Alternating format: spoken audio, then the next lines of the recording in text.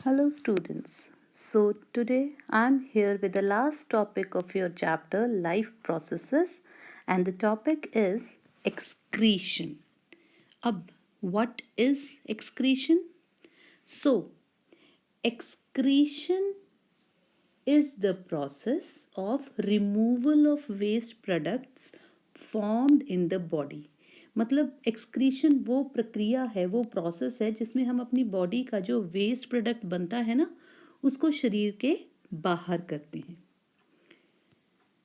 अब excretory system जो human being का है, उसमें हमारे पास होती हैं 2 किडनीज, और किडनीज में जो वेस्ट मटेरियल निकलेगा वो पतली सी एक ट्यूब किडनी से बाहर निकलेगी जिसको बोलेंगे यूरेटर, और यूरेटर उसको इकट्ठा करता है एक मस्कुलर बेलून लाइक स्ट्रक्चर में, जो कि एक मस्कुलर है, उसको कहेंगे यूरिनरी ब्लैडर, और जो यूरिथ्रा के थ्रू बाहर आएगा। So this is the diagram of excretory system.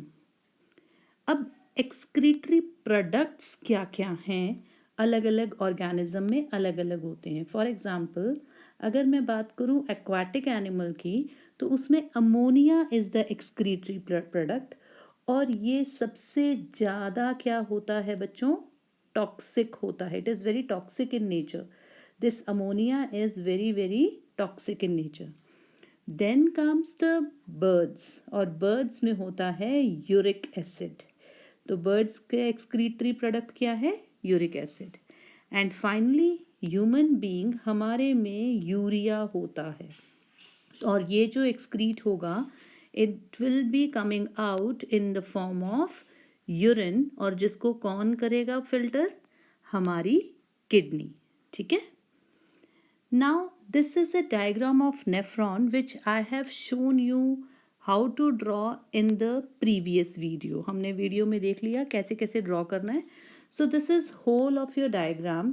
अब देखो यहाँ क्या है, एक्चुअल में रीनल आर्टरी में ब्लड आएगा, और वो रीनल आर्टरी में आके यहाँ से पूरा ब्लड वेसल्स इसके थ्रू पास होती हैं। पर प्रोसेस क्या है कि ब्लड आया ग्लोमेरुलस के थ्रू, यहाँ पूरा का पूरा ब्लड निकल जाता है बाउमेंस कैप्सूल में, और बाउमेंस कैप्सूल में क्योंकि सारा ज़रूरत की चीज़ें और बिना ज़रूरत की, means the things which are to be filtered and the things which are required by the body, वो दोनों दोनों यहाँ फिल्टर होगी, तो इसको हम कहेंगे अल्ट्रा फिल्ट्रेशन। और फिर ये ब्लड यहाँ से होता हुआ आपका लूप ऑफ हेनले से क्रॉस करते हुए कलेक्टिंग ट्यूब्यूल में जाएगा। पर ये जब प्रोसेस, ये पूरा पाथ जब पास होता है ना, उस टाइम पे रीएब्जॉर्प्शन होता है। अब रीएब्जॉर्प्शन किस चीज़ का होगा बच्चों, जो चीज़ें हमारी बॉडी को ज़रूरत है वो वापस ब्लड में चली जाएंगी, एंड फाइनली जो कलेक्टिंग ट्यूब्यूल में बचता है वो आपका सिर्फ और सिर्फ waste material, that is nitrogenous waste urea, जो यूरिन के फॉर्म में बाहर निकल जाता है। अब पाथ फिर से हम देखेंगे, you may learn it through making arrows as a flow chart. तो first is your renal artery, renal artery के बाद एफरेंट, जहाँ से एंटर किया, एफरेंट आर्टरी, एफरेंट आर्टरी से हो गया glomerulus capillaries, this will include both capsule and glomerulus. ठीक है, ये दोनों में आएगा। सबसे पहले आ गया आपका ग्लोमेरुलस में, और फिर आएगा आपका बाउमेंस कैप्सूल में। ठीक है, तो यहाँ से होता हुआ then it will pass to capillary network, फिर वेन्स, और रीनल वेन्स के through out will it go in the collecting tubule. ठीक है, तो this is the path of a blood. Clear. Now अगला एक इम्पॉर्टेंट टॉपिक आया, ऑस्मो रेगुलेशन। अब उससे पहले होता क्या है ये ऑस्मो रेगुलेशन, जब हमारे शरीर में पानी की मात्रा ज़्यादा होगी ना, at that time our body will excrete dilute urine, और जब हमारे बॉडी में when we'll have less water inside our body, then our body will excrete concentrated urine, और ये जो अपने आप ये रेगुलेट कर रहा है ना पानी कम या ज़्यादा के हिसाब से यूरिन की डाइल्यूट और कंसंट्रेटेड फॉर्म का होना, this is known as osmoregulation. So the amount of water reabsorbed depends upon how much water is in the body. That whatever the amount of water is, the concentration of urine will depend on that. और इसका process कैसे चलता है इसको देखना ध्यान से. तो during less amount of water in the body fluid होगा क्या, ऑस्मोटिक प्रेशर हमारी बॉडी का कम हो जाएगा क्योंकि उसमें पानी कम है.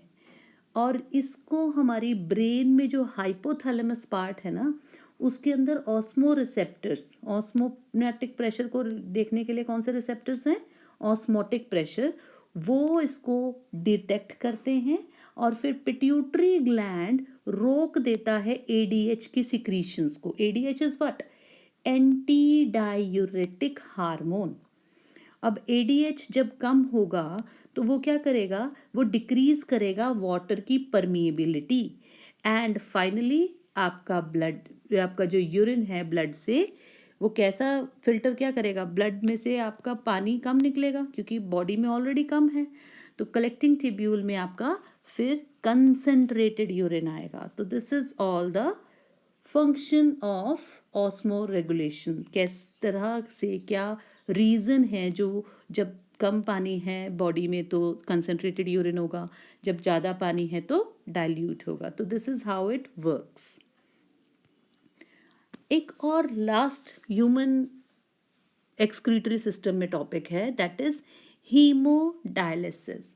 अब बच्चों haemodialysis is what, it is a process. देखो अदरवाइज तो अभी आपको बताया कि ब्लड को कौन प्योरीफाई कर रहा है, किडनी. किडनी के अंदर कौन कर रहा है, छोटे से छोटा यूनिट जिसको हमने क्या बोला था, नेफ्रॉन, है ना. नेफ्रॉन वो आपका फिल्टरिंग यूनिट है जो एक्चुअल में ब्लड को फिल्टर करता है किडनी के अंदर. बट हियर अब क्या है, ये कई बार कई लोगों में क्या होता है कि ये नेफ्रॉन काम करना बंद कर देते हैं, तो इसका मतलब ब्लड फिल्टर नहीं करेगा. ब्लड फिल्टर नहीं करेगा तो उस केस में क्या होता है, हमारे बॉडी में टॉक्सिक मटेरियल इकट्ठा हो जाएगा. तो साइंटिस्ट ने एक तरीका निकाला है जिससे हम हाइमोडायलिसिस कहते हैं, और उसमें क्या करते हैं, it is a process of removing unwanted substance from the blood through semi permeable membrane of dialysing machine. तो जैसे नेफ्रॉन में मेम्ब्रेन से पास होके ब्लड फिल्टर होगा, सिमिलरली ये जो मशीन बनाई है ना डायलाइजिंग मशीन, उससे भी सेमी परमिएबल मेम्ब्रेन प्रोवाइड करी है और वो भी हमें क्या देता है, प्योरीफाइड ब्लड देगा, मतलब नाइट्रोजनस वेस्ट को ले लेगा. और ये कैसे होता है, देखो सबसे पहले पेशेंट के बॉडी से ब्लड को लिया जाता है. अब उसके अंदर दो काम करे जाते हैं. एक तो हेपारिन को ऐड किया जाता है. हेपारिन एंटी कोआगुलेंट है ताकि शरीर से बाहर निकलते ही ब्लड क्या ना करे, क्लॉट ना करे. प्लस हमारे बॉडी में कोई जर्म्स, कोई बैक्टीरिया, कोई वायरसेस ना लगें, तो उसको ब्लड को 0 डिग्री टेम्परेचर पे लाया जाता है. ठीक है. After that blood is pass through that membranosus machine, semi permeable membrane वाली उस मशीन से पास किया जाता है और वहाँ पे प्योरीफाई होगा. ब्लड क्या हो जाएगा, फिर प्योर हो जाएगा. एंड फिर बॉडी में जाने से पहले, ब्लड को डालने से पहले जो हमने 2 काम किए थे ना, ये अब उनका एंटी वही काम करने हैं. मतलब क्या क्या, एंटी कोआगुलेंट डालना है जिसको एंटी हेपारिन बोलेंगे, और ब्लड को हमारी बॉडी के टेम्परेचर के बराबर लेकर आना है. फिर से हम उसको इंसर्ट करते हैं बॉडी के अंदर. ठीक है. नाउ इसके फायदे क्या क्या हैं. Patients can lead more normal life, क्योंकि जिसकी किडनीज खराब हो गई हैं अब उसके अंदर टॉक्सिक मटेरियल इकट्ठा ना हो, तो इसीलिए इसको यूज़ किया जाता है. And it provides time for recovery also. कई बार थोड़ी सी अगर प्रॉब्लम आपकी किडनीज में है तो that can be recovered. And no equipments is fitted inside the body. हमारे शरीर में कोई फिट नहीं हो रहा है, हम जाते हैं डायलिसिस कराते हैं और वापस आते हैं. That means that machine is totally outside. तो आपके अंदर वायरसेस, बैक्टीरियाज का रिस्क भी बहुत कम है. They can not pass through your body. तो ये तो फायदे की बात है। And last is excretion in plants. तो प्लांट्स में क्या क्या एक्सक्रीट होता है? एक तो ऑक्सीजन फोटोसिंथेसिस से, वाटर ट्रांसपिरेशन से, पत्ते झड़ते हैं, डेड पार्ट ब्रांचेस टूटती हैं, वो भी एक्सक्रीटरी पार्ट है। एंड मोस्ट इम्पॉर्टेंट, रेजिन्स और गम्स भी एक्सक्रीटरी ऑर्गन हैं प्लांट्स के। They are in the form of old xylem. So this was all about excretion in plants and animal. With this whole chapter is finished. We will be starting with the next chapter in the next videos. Happy learning, बच्चों. Goodbye.